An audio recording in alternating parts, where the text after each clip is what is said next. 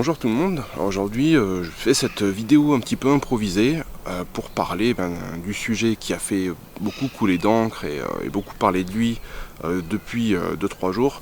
C'est évidemment l'incendie de Notre-Dame de Paris, et donc je voulais lancer un petit peu le débat avec vous. Est-ce que, voilà, quelle réaction, quelle attitude il faut avoir par rapport à cet événement? Est-ce qu'il faut s'en attrister? Est-ce qu'il faut s'en réjouir? Ou est-ce qu'il faut avoir une attitude un petit peu neutre, stoïque? Alors à la base, je voulais sortir une vidéo sur Pâques et les origines païennes de Pâques. Malheureusement, j'ai eu un emploi du temps assez chargé ces derniers temps et j'ai pas eu le temps de préparer cette vidéo. Donc peut-être que je la ferai plus tard, après Pâques du coup. Je ne sais pas, en tout cas aujourd'hui voilà, on va parler de ce phénomène. Donc je vais analyser avec mon avis totalement subjectif et en toute modestie les différentes réactions qu'on a pu observer, alors que ce soit sur les réseaux sociaux, les réactions des politiques, des journalistes, etc.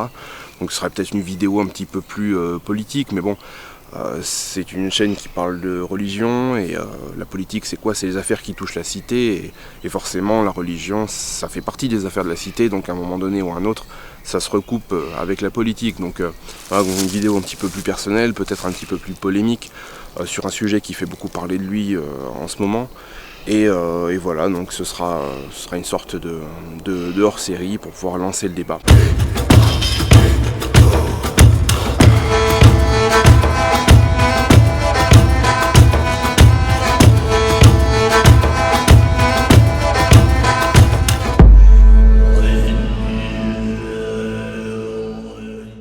Déjà, moi, ce qui m'a marqué dans un premier temps, c'est l'ampleur que cette nouvelle a eu, l'écho qu'elle a eu dans le monde entier, le nombre de personnes qui ont commenté ça, et la façon dont on a présenté les événements dans les journaux, etc. Alors que ce soit les journaux télévisés, les journaux, la presse écrite, etc. J'ai vu la une des journaux, on voyait comme ça une photo de Notre-Dame en feu. Moi je me souviens pas avoir vu ça depuis le 11 septembre quasiment, donc c'est vrai que on peut se dire que c'est peut-être un événement qui a été survalorisé par rapport à sa portée réelle, vu qu'il n'y a pas eu de victimes. Et puis bon, c'est vrai que depuis quelques temps, les journaux ils en ont peut-être un petit peu marre de traiter les gilets jaunes, ça devient un petit peu redondant, et du coup pour une fois qu'ils ont un événement un petit peu important à se mettre sous la main, forcément ils vont tenter de le survaloriser un petit peu, histoire de vendre leur papier. Les journaux, ce sont avant tout des entreprises commerciales, et dont le but c'est de vendre leurs articles, de vendre leurs journaux, de vendre leurs magazines, etc. Donc par conséquent, évidemment, ils vont peut-être donner une dimension un petit peu presque apocalyptique, en jouant un petit peu sur l'effet de l'onde de choc qu'il y a eu après cet événement. Pour autant, on constate une réelle émotion de la population dans l'ensemble, alors non seulement en France, mais aussi dans l'Europe entière et même dans le monde entier, parce qu'il ne faut pas oublier que Notre-Dame, ça reste quand même un symbole catholique assez fort, et qu'il y a plus d'1 milliard de catholiques à travers le monde. Donc forcément, ça touche non seulement les Français, les catholiques français, mais également beaucoup de catholiques à travers le monde, puisque c'est un symbole, c'est une cathédrale, donc c'est un lieu de culte qui est très important pour ces gens-là. Du fait qu'on dise tout le temps que les églises sont vides, on a tendance un petit peu à oublier qu'on vit encore dans un monde qui est à dominante chrétienne, et on vit dans un monde évidemment où les gens ont de moins en moins de temps pour consacrer au culte religieux, etc. Donc je pense qu'en fait on est encore dans un monde qui est résolument chrétien, et en grande partie catholique, mais que ce monde catholique au final, il a reçu une énorme influence du protestantisme, puisqu'on se rend compte aujourd'hui qu'on est presque en face d'un catholicisme presque iconoclaste en fait. On est un peu dans cet état d'esprit protestant de sola fide, c'est-à-dire la foi suffit, c'est-à-dire qu'on n'a plus besoin des cérémonies, on n'a plus besoin forcément de tout l'apparat, etc., qui a fait l'histoire du catholicisme, et on en revient en fait simplement au texte biblique et à la fois seul, donc qui se vit de manière totalement individuelle et individualiste comme le monde globalement est en train de tourner aujourd'hui. Et donc là, tout soudain en fait il y a une espèce de retour à la réalité qui se fait parce qu'on voit un monument qui brûle, un monument historique. Soudain ils se rendent compte qu'en fait ils sont pas si iconoclastes que ça et qu'au final quand on détruit un symbole ou quand on voit un symbole brûlé, un symbole fort brûlé, soudain ça provoque une petite piqûre de rappel comme ça. C'est qu'on a un monde qui est en train un ancien monde catholique qui est encore défendu par les traditionalistes, qui est en train de mourir et qui est en train de disparaître, qui est en train de disparaître au profit d'un individualisme qui est très protestant. Hein. Et au final c'est une piqûre de rappel pour tous ces gens-là. Ensuite, on a la réaction des politiques. Alors c'est celle que j'ai trouvée largement la plus déplacée et la plus odieuse. Parce que on a un Emmanuel Macron qui a sauté sur l'occasion presque instantanément parce qu'il a bien senti tout simplement le coup de com' qu'il y avait à faire. Lui qui passe son temps à nous parler de progrès, d'avenir et de monde nouveau, qui veut bâtir son monde progressiste nouveau, lui qui le jour de la fête de la musique fait venir des groupes plutôt douteux à l'Elysée, tout ça tout en sachant très bien que ça va choquer beaucoup de monde. Et bien là, subitement, il se renoue avec l'histoire de France, il renoue avec les grands symboles de l'histoire de France et on se sent catholique tout d'un coup. Donc pour moi c'est une vaste récupération tout simplement. Et là il a vu le coup de com' arriver qui permet de redorer un petit peu son blason juste avant les élections européennes, donc ça tombe très bien. Et tout simplement voilà, il a vu le coup de com' qu'il y avait à faire, il a vu aussi l'impact que ça avait eu chez les catholiques français, qui sont encore majoritaires. La France est encore très catholique. Bon, elle se dit en tout cas encore très catholique. Et par conséquent, ça fait des voix récupérées tout simplement pour les élections européennes et toutes les futures élections. Donc forcément, tout d'un coup, on se sent catholique. Parce que c'est notre projet! Et on a un petit peu le même genre de réaction. Alors, donc vous avez vu les dons qui sont subitement sortis de terre comme des champignons. Toutes les plus grandes familles de France se sont limite battus pour chacun signer le plus gros chèque possible pour financer la reconstruction de Notre-Dame, si bien qu'à l'heure où je tourne cette vidéo, je sais même pas combien il y a, mais il y a plus d'1 milliard d'euros déjà qui a été récolté en quelques jours, ce qui est juste une somme hallucinante. Et sachant que voilà, les dégâts sont pas encore chiffrés, on sait même pas encore quelles sont l'étendue des dégâts, donc on sait pas combien va coûter, c'est impossible pour le moment de savoir combien va coûter cette restauration. Mais enfin, 1 milliard, je pense quand même qu'elle va peut-être coûter moins que ça. Donc je pense que la reconstruction de la cathédrale est déjà plus ou moins financée, en tout cas, je pense en tout cas en totalité. Et là, tout simplement, on se rend compte qu'il y a des gens qui sont des grosses fortunes, qui sont mondialistes, hein, des élites, les nouvelles élites mondialisées, les gens traditionnellement qu'on associe aux amis de Macron, de manière un petit peu caricaturale, mais c'est ça. C'est une élite mondialisée qui a une certaine vision du monde aujourd'hui, qui a un certain agenda. Et là aujourd'hui on les voit tous sortir leur chéquier pour restaurer un monument de l'histoire de France. Alors, mis à part la famille Pinault qui a eu au moins l'honnêteté de dire qu'ils allaient renoncer, qu'ils faisaient un don vraiment de bonne foi et qui renonçaient en fait à l'abattement fiscal qui est proposé par l'État sur les dons d'utilité publique.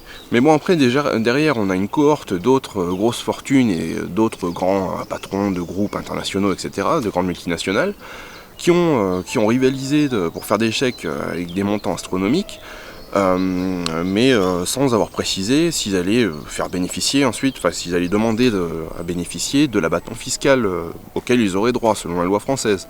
Ce qui reviendrait à dire en fait que c'est avec l'argent du contribuable qui vont financer cette reconstruction tout en s'appropriant la gloire d'avoir tout simplement payé cette reconstruction, alors qu'en fait ce sera en grande majorité le peuple français qui l'aura fait via ses impôts, via les taxes, etc.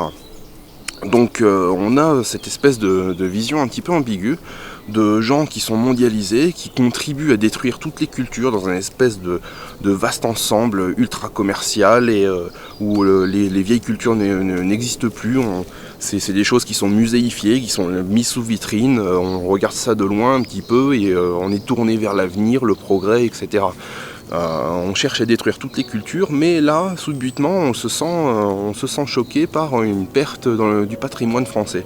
Donc moi, j'ai trouvé ça un petit peu totalement hypocrite de leur part de se cacher derrière ça pour redorer leur blason qui a été quand même sacrément égratigné surtout depuis le début de l'affaire des Gilets jaunes, puisque ces gens-là, c'est directement eux qui sont visés par les Gilets jaunes au final, hein. C'est ce symbole de cette espèce de nouvelle élite mondialisée. Et ces gens-là, subitement, ils nous disent depuis 10 ans que il n'y a pas d'argent, que la crise, que ceci, que cela.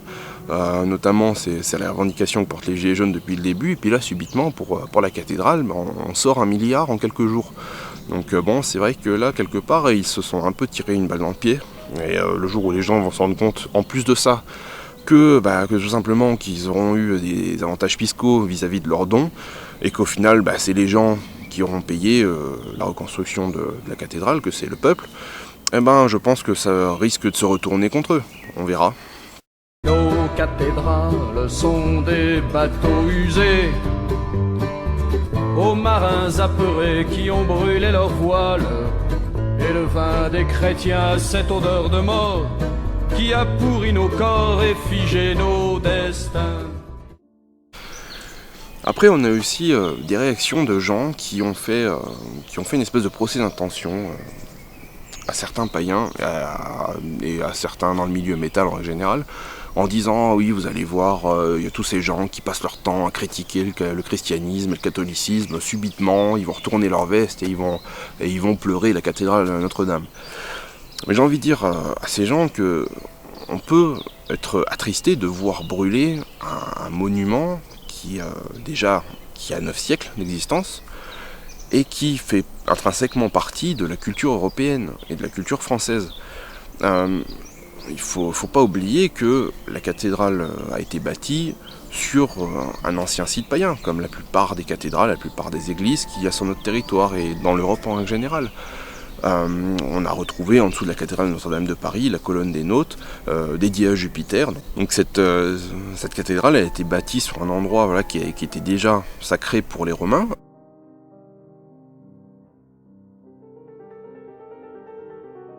Alors certes, ils ont détruit le lieu de culte païen, on peut s'en émouvoir aussi, mais on ne refait pas l'histoire et on ne juge pas l'histoire. Je veux dire, c'est pas parce qu'on fait un déni de réalité et qu'on fait un déni de 1500 ans d'histoire chrétienne de l'Europe que ça va raviver la flamme du paganisme subitement, que les gens vont redevenir païens du jour au lendemain. Je pense qu'il faut accepter l'histoire, même si elle nous est défavorable. Mais en tout cas, les faits sont là et c'est pas le fait de les nier qui vont changer quelque chose. D'autre part, ce style vraiment flamboyant, ce style vraiment extrêmement visuel, qui a une vraie recherche de la beauté, une vraie recherche d'une notion esthétique, qui est au final absente du christianisme. Les premiers chrétiens se réunissaient dans des caves, à aucun endroit dans les écritures saintes des chrétiens, il y a marqué il faut qu'une église soit comme ça, il faut qu'une cathédrale soit comme ça, avec tel statut, tel saint et tel saint. À aucun endroit dans les textes saints chrétiens, c'est écrit textuellement. Les premiers chrétiens se sont inspirés des basiliques civiles romaines, donc c'était des bâtiments publics, des bâtiments profanes romains, pour créer leurs premières églises. Donc au final, c'est quelque chose, l'idée de créer des temples somptueux, majestueux, on pense à l'acropole d'Athènes, on pense à tous les temples romains qui ont couvert la moitié de l'Europe, et qui sont l'inspiration grecque. Cette idée de mettre des statues partout, des divinités, cette iconodulie qu'on retrouve dans le catholicisme, trouve son origine dans le paganisme gréco-romain, qui propose une réelle recherche d'architecture grandiose, une réelle recherche esthétique dans les créations les créations religieuses et dans la création artistique de manière générale. c'est quelque chose de très européen par ailleurs. Je ne pense pas qu'il y ait d'autres cultes dans le monde où il y ait autant de symboles, autant de symboliques, autant de statuaires, autant de recherche de perfection, même s'il y a des temples hindous, bouddhistes et tout ça qui sont absolument magnifiques. Je nie pas, absolument pas la beauté de tous ces architectures qui font la richesse du monde. Mais il y a quelque chose quand même dans l'art européen que l'on retrouve nulle part ailleurs et qui fait justement cette richesse et cette spécificité de cet art européen. Pour moi, c'est justement en fait l'art gothique dont est issue Notre-Dame. C'est justement en fait cette synthèse de l'art européen qui regroupe le style roman un petit peu, donc qui trouve son origine dans le style romain qui était plus épuré, et un style gothique qui est plus exubérant, plus flamboyant, qui a été critiqué à la base. Il faut savoir qu'au début on trouvait ça un petit peu barbare, c'était trop, que ça partait un petit peu dans tous les sens, etc. Et en fait ça fait justement, c'est un style d'architecture qui est venu des pays germains, donc c'était considéré comme quelque chose d'un petit peu barbare, etc. Mais finalement, voilà, aujourd'hui on trouve ça absolument magnifique et ça fait vraiment la synthèse entre une conception un petit peu plus latine, gréco-romaine de l'art et un style germanique qui va être plus exubérant, qui va vraiment avoir la volonté de marquer à la fois l'œil, l'esprit, des détails partout, on peut s'arrêter sur le moindre détail. Chaque chose a son sens, chaque chose a une fonction bien spécifique. Et d'ailleurs, il y a aussi quelque chose que je voudrais faire remarquer, c'est que dans ce style d'architecture, on a aussi quelque chose qui est peut-être dans l'inconscient, qui était peut-être dans l'inconscient des architectes et des bâtisseurs de ces cathédrales. C'est ce style avec les grandes voûtes et les grands piliers qui montent comme ça. Quand on rentre dans une cathédrale, on a presque l'impression d'être dans une forêt. Et en ce sens, on retrouve un petit peu ce culte païen des bosquets sacrés qu'il pouvait y avoir et des arbres qui ont une importance capitale dans tous les paganismes européens. Et on retrouve un petit peu, je trouve, cet esprit avec toutes les colonnes un petit peu de partout. On retrouve un petit peu cette recherche esthétique, cette inspiration quelque part naturelle. Et donc en cela, j'ai pas envie spécialement de rejeter ce style d'architecture et cette période du Moyen-Âge qui a vu l'émergence de nombreuses cathédrales et qui était encore clairement une période où on avait un certain pagano-christianisme, puisque dans les villages, etc., les gens n'avaient pas accès à la Bible, il n'y avait que le curé qui avait accès à la Bible, et il en faisait une interprétation très personnelle. C'est comme ça que de nombreuses légendes, etc., ont pu se perpétrer génération après génération. Et c'est ce qui a donné d'ailleurs plus tard l'Inquisition, parce qu'on s'est rendu compte en final que les campagnes et que les gens d'une manière générale étaient christianisés de manière assez aléatoire, et qu'au final il y avait un substrat encore de ce qu'on disait des superstitions païennes qui était encore très ancré, très présent. Et justement c'est cette période du Moyen-Âge qui, moi personnellement, le XIIe siècle, c'est mon siècle préféré dans le Moyen-Âge. Et on retrouve vraiment quelque chose, un certain génie dans ce siècle-là. On a également de nombreuses cathédrales en France qui sont pétries, et je suis sûr que c'est le cas de Notre-Dame aussi, qui sont pétries de symboles païens qui sont cachés ou quelquefois pas, comme dans la cathédrale d'Amiens par exemple. Et qu'au final on retrouve vraiment cet esprit européen et en filigrane on retrouve ce paganisme. Autre chose, c'est que c'est indissociable, la cathédrale Notre-Dame, elle est indissociable de l'histoire de France. C'est là où ont eu lieu les premiers états généraux du royaume de France par Philippe le Bel. Je crois que c'était au XIIIe siècle. On a eu bien sûr le sacre de Napoléon, qui était lui qui n'était pas spécialement religieux, qui était plutôt hostile à l'autorité religieuse et au pape. Je fais entièrement redécorer la cathédrale. Mon idée est de transformer Notre-Dame en temple gréco-romain. C'est-à-dire païen? Non, c'est-à-dire grandiose. C'est un moment de l'histoire de France, mais aussi d'Europe, puisque Napoléon évidemment a eu une importance capitale dans l'histoire d'Europe. Il y a eu c'est le lieu de tout un tas d'événements avec des rois tout au long de l'histoire. Et On ne peut pas renier 1500 ans comme ça d'histoire, balayer 1000 ou 1500 ans d'histoire au prétexte qu'elle ne nous plaît pas ou qu'on a bâti un tel monument en l'honneur d'un dieu qui est étranger à l'Europe. Pour moi, il y a les symboles chrétiens qui peuvent être retirés, tout simplement. On a vu la Révolution française, la cathédrale Notre-Dame, tout simplement ce qu'ont fait les révolutionnaires, ils ont rejeté ce côté religieux et ils en ont fait un temple de la raison. C'est notamment le culte qui était voulu par Robespierre, et on en a fait un temple de la raison et on honorait la déesse raison. Nos cathédrales sont des lions fatigués qui ont abandonné leur démarche royale, et ces allées sans âme deviennent des musées où s'est éteint la flamme, la vie est fanée. Laissez-moi retrouver au milieu de ces pierres les mythes oubliés de nos peuples trop fiers, qui pour ne pas sombrer préfèrent leurs chimères et les congés payés à l'appel de la guerre. Donc ensuite on a eu les réactions d'autres religions, alors des gens d'autres confessions. Alors là, bon, c'était un florilège. Là, c'est un petit peu les mauvais côtés d'Internet, hein. C'est que du coup, certes, ça permet d'avoir une liberté d'expression, mais quelquefois, il y a des choses dont on se passerait bien de voir.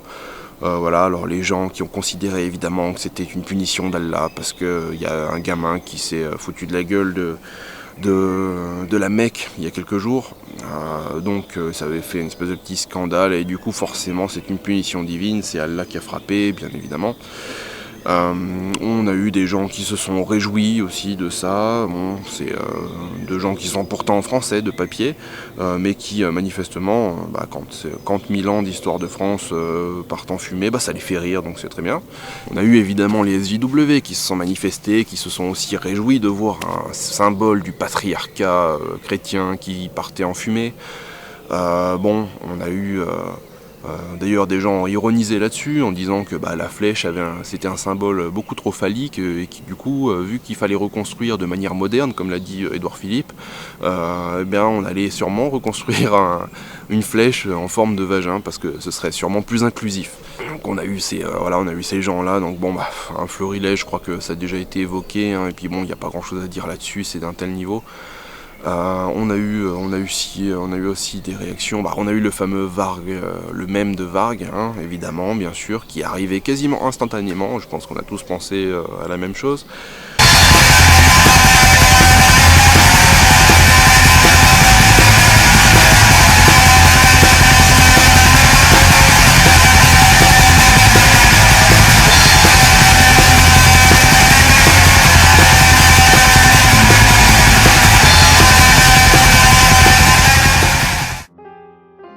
Et puis on a eu les fameuses réactions de Jean Moral qui vient te dire quand c'est pour une cathédrale on fait tout un cinéma, mais quand c'est pour le climat, ou alors quand c'est pour les enfants qui meurent de faim en Afrique, ou quand c'est pour les SDF, là il n'y a plus personne et tout ça.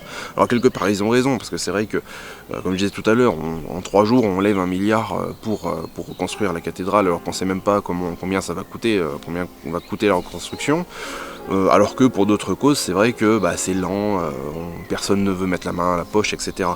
Donc quelque part ils ont raison, mais on ne peut pas comparer ce qui n'est pas comparable. Et l'un n'empêche pas l'autre. On peut être triste de voir Notre-Dame brûler et tout à la fois être triste de l'écologie, d'être triste de voir des gens qui meurent de faim dans le monde, d'être triste de voir des gens qui meurent dans la rue. L'un n'empêche pas l'autre. Ça sert à rien de mettre ces deux choses en opposition. C'est absolument pas contradictoire. Mais bon, il y a toujours des gens qui se portent comme ça dès qu'il y a un événement et qui fait un peu de bruit, ils se portent en porteurs de la bonne parole, en porteurs de la morale, et ils viennent te faire remarquer que toi tu es mauvais parce que toi tu ne prêtes pas attention aux causes qui vraiment ont du sens et tout ça. Le problème qui se pose aussi dans ce cas-là, c'est que toutes ces causes qui sont légitimes, bien pour la plupart, Et ben on en constate en fait les effets tous les jours, et il y a quelque part un effet un petit peu d'habitude qui se fait.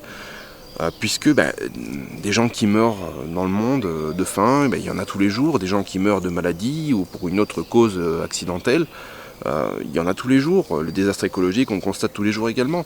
Alors je dis pas que c'est bien, je dis pas qu'il faut pas s'en préoccuper, je dis juste qu'il y a une certaine habitude qui se fait, et que du coup c'est un phénomène qui a tendance à se banaliser, parce que justement, vu qu'on peut constater ces effets tous les jours, au bout d'un moment il y a un phénomène d'habitude qui se fait, et puis du coup ça passe côté choc, parce qu'une cathédrale de 9 siècles qui brûle, ça arrive pas tous les 15 jours, donc forcément ça a un effet psychologique beaucoup plus important. Les deux ne sont pas incompatibles, et donc je vois pas en quoi il faudrait mettre ces deux causes en concurrence en fait. Nos cathédrales sortiront de la nuit et porteront les fruits d'une Europe impériale. Et ces corbeaux transis à mériter leur ciel pourront voir le soleil brûler leur crucifix. Et ensuite, et là je crois que j'ai gardé le meilleur pour la fin, les conspirationnistes. Alors, j'aime pas trop ce mot parce qu'aujourd'hui il est complètement vidé de sens, parce qu'on l'utilise à tort et à travers. Dès qu'on veut décrédibiliser un adversaire, on le traite de facho ou de conspirationniste, et puis c'est bon, on a gagné le débat. Mais malgré tout, il faut reconnaître qu'il n'y a pas de fumée sans feu, et qu'il y a des gens qui, dès qu'il y a un événement quelconque, tout de suite ils tirent des conclusions, ils s'autoproclament experts en ceci, en cela, ils savent exactement comment se déclare un incendie, ou alors ils deviennent subitement architectes des monuments historiques.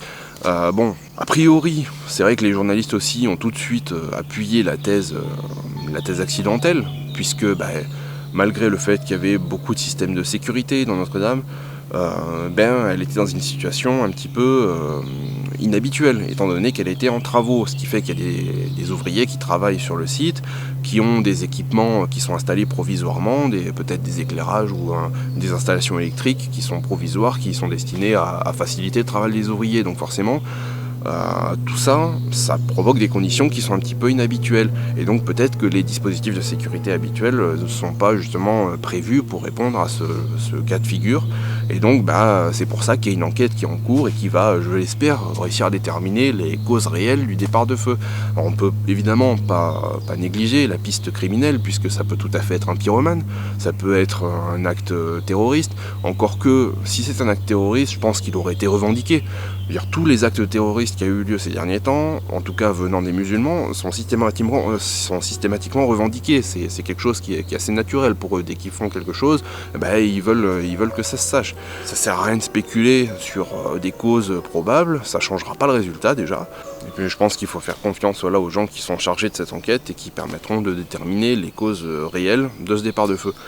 Mais voilà, comme je disais, il y a des gens qui s'autoproclament experts en tout et n'importe quoi, et qui tirent des conclusions hâtives.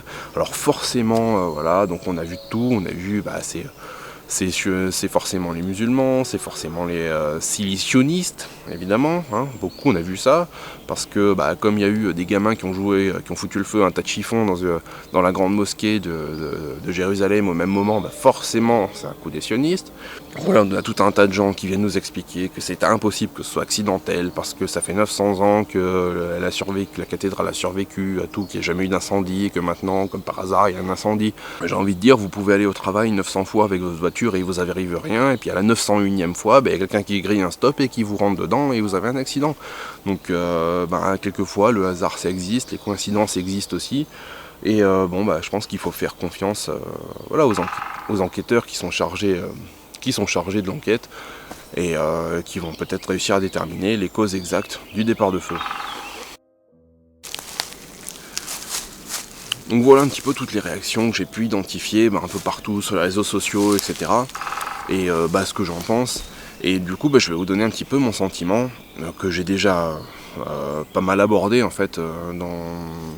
Comme je le disais au début, j'ai été surpris par l'ampleur qu'a pris le phénomène, qu'a pris cette nouvelle, parce que l'édifice ne s'est pas effondré sur lui-même. Je veux dire, C'est pas comme s'il avait été entièrement détruit, que les vitraux, que tous les murs, les arches, etc. du XIIe siècle étaient par terre, en ruine, et que tout était perdu. Parce que j'ai vu aussi des gens catastrophés à dire « Ah, c'est fini, Notre-Dame est détruite, le monde va s'arrêter, la terre va s'arrêter de tourner, c'est l'apocalypse, etc. » Alors ça, c'est souvent des réactions un peu apocalyptiques, forcément, de la part de chrétiens, peut-être un petit peu trop fervents dans leur foi, mais bon, quand on regarde calmement, avec le recul, les faits, bon, c'est une charpente et un toit avec une flèche qui sont tombés.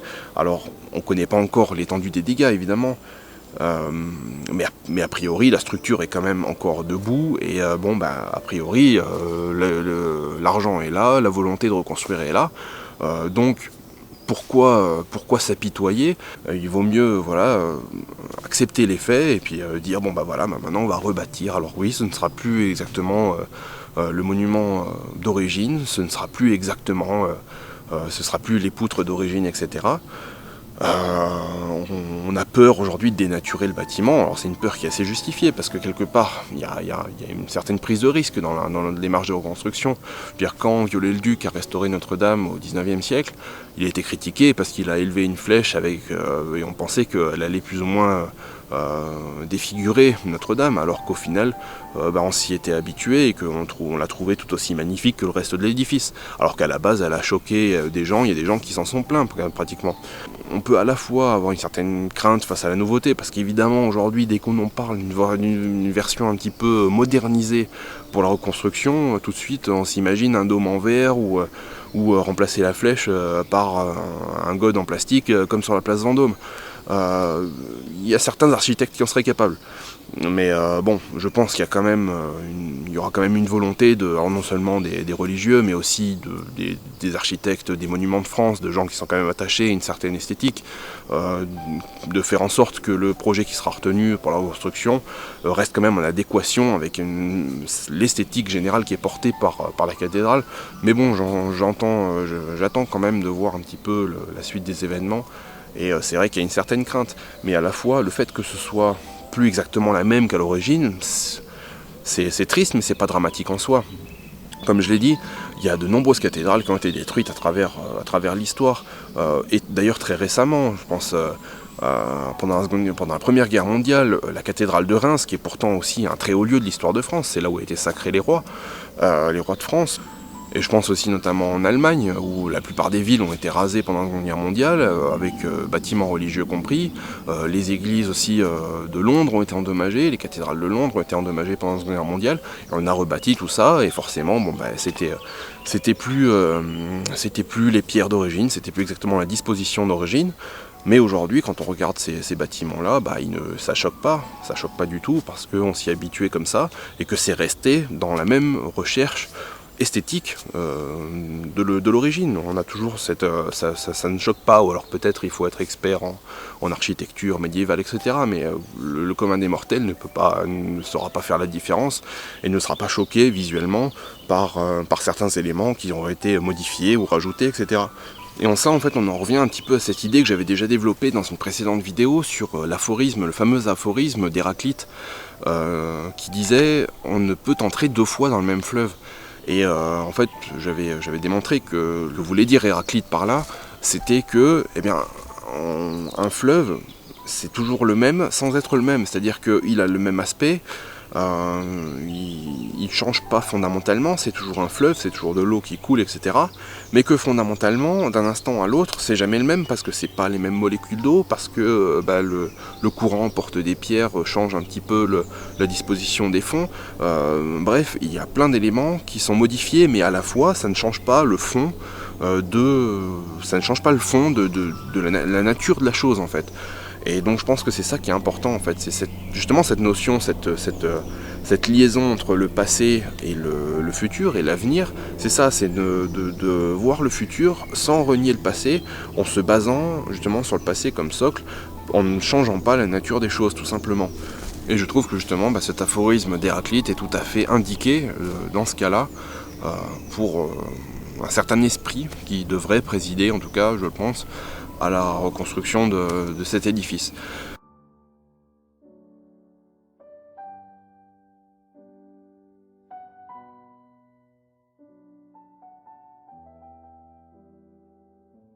l'ai vu aussi aux catholiques dire oui, les catholiques aujourd'hui pleurent leur monument en feu, alors qu'eux-mêmes ont incendié les lieux de culte, les forêts, les bois sacrés des païens, qu'ils ont abattu les temples païens, etc.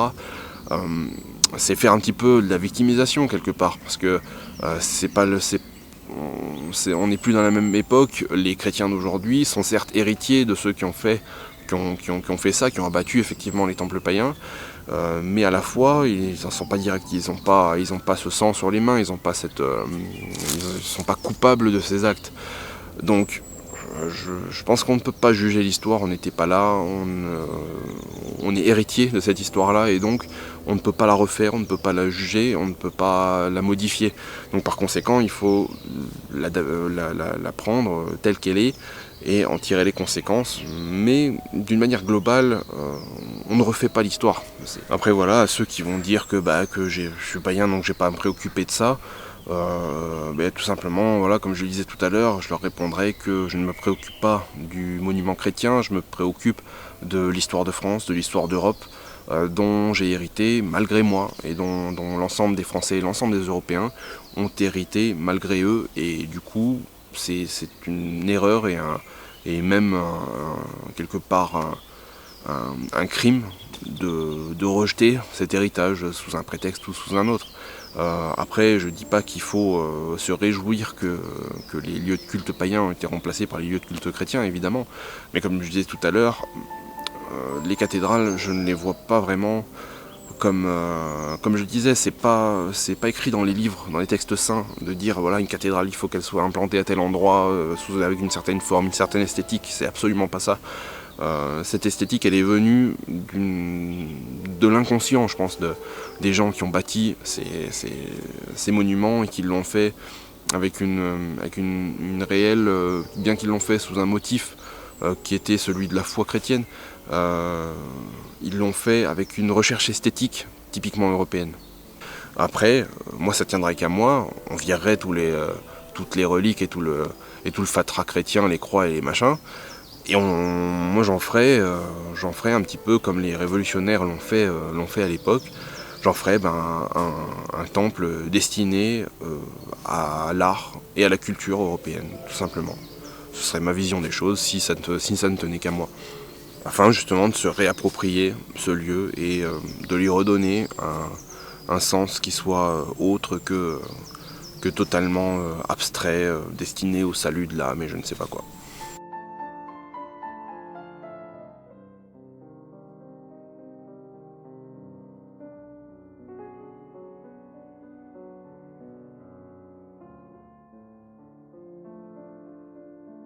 Voilà